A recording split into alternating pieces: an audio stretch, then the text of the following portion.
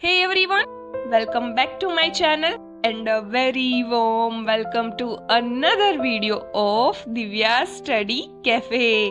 I hope आप सबको याद ही होगा कि लास्ट वीडियो में हमने active and passive voice topic को स्टार्ट किया था और इस वीडियो में भी हम वही कंटिन्यू कर रहे हैं. So now let's move forward to the usage of active and passive voice. तो जैसा कि आप स्क्रीन पे देख सकते हैं, although you may have been told that writing in the passive voice is bad writing, शायद आपको बताया गया होगा कि पैसिव वॉइस में लिखना bad writing है. For most of the writing you do, like emails, blog posts, and many kinds of essays, the active voice is a more effective way to communicate the ideas, themes, and facts you are expressing. आपके द्वारा लिखे जाने वाले अधिकांश लेखन जैसे emails, blog post और कई प्रकार के एसेज, निबंधों के लिए एक्टिव वॉइस आपके द्वारा व्यक्त किए जा रहे विचारों, आइडियाज, विषयों, थीम्स और तथ्य, फैक्ट्स को कम्युनिकेट करने का अधिक प्रभावी, इफेक्टिव तरीका है. In certain kinds of writing दो पैसिव वॉइस इज नेसेसरी. हालांकि कुछ प्रकार के लेखन में पैसिव वॉइस जरूरी है.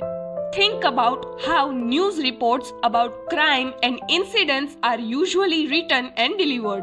सोचिए कि अपराध और घटनाओं के बारे में न्यूज रिपोर्ट्स आमतौर पर कैसे लिखी और डिलीवर की जाती है. Here are some examples. A car was broken into on M Street last night. Cash was stolen from the register. In these kinds of reports, the passive voice is used to emphasize the action that occurred rather than the individual or group who committed the action, often because the perpetrator is not known or has not yet been found guilty of the offense.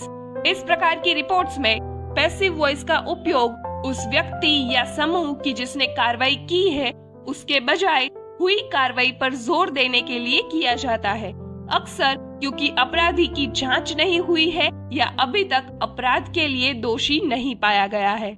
There are other kinds of writing where the action itself rather than the doer of the action is the primary focus. लेखन के अन्य प्रकार भी है जहाँ क्रिया के कर्ता के बजाय क्रिया पर ही प्राइमरी फोकस किया जाता है.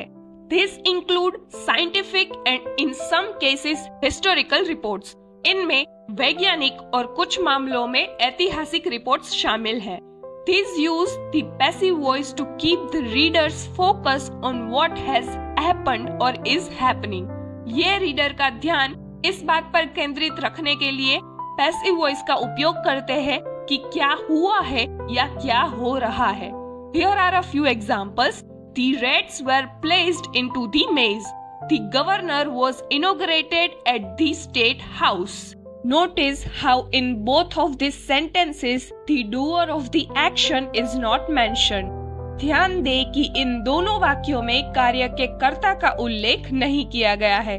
That's because it's either implied or irrelevant.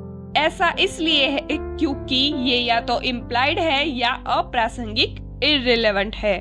In the first example, the scientist performing the experiment is the one who placed the rats in the maze. पहले उदाहरण में प्रयोग करने वाला एक वैज्ञानिक ही है जिसने चूहों को मेज में रखा था.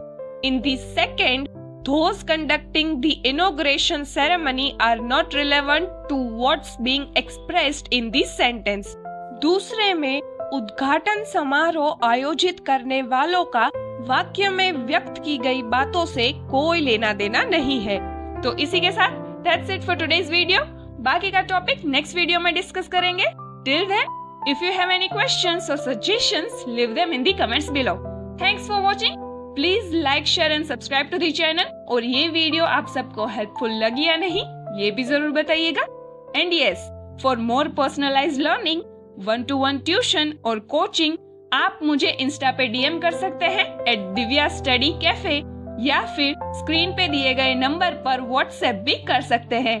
Until next time, keep learning, keep practicing and keep it caffeinated. Cheers!